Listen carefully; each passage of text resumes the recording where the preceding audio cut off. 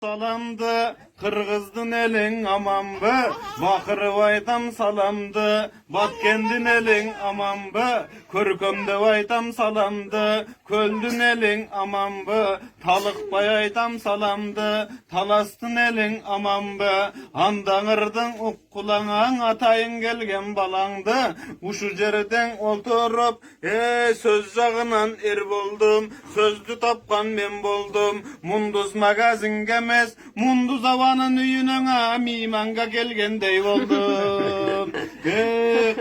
Karap otursam magazindin içinde körpemenen töşök var. Karap otursam cüzden aşık adam var. Meyiz cangak badam var. Dağı sana oltursam mantı kazan var. Kazandan eke kulak var. Şıpırgıç menen plak var. Vardığında zorlar var. Töşökten dağı çoңdor var.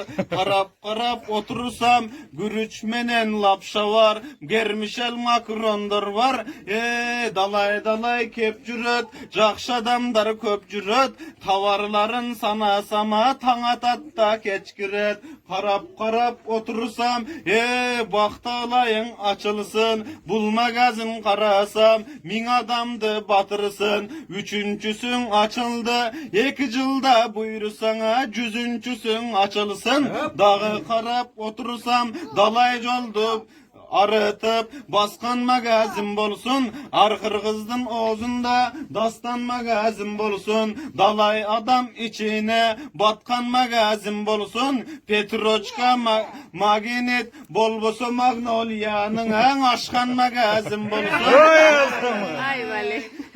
Karap otursam bunu aytam uyat dep Kırgızga kırgız kuvat dep Kırgız bir yerde kolda boy koysan uyat dep adresimizdin aytayın Magnolia'nın artçağına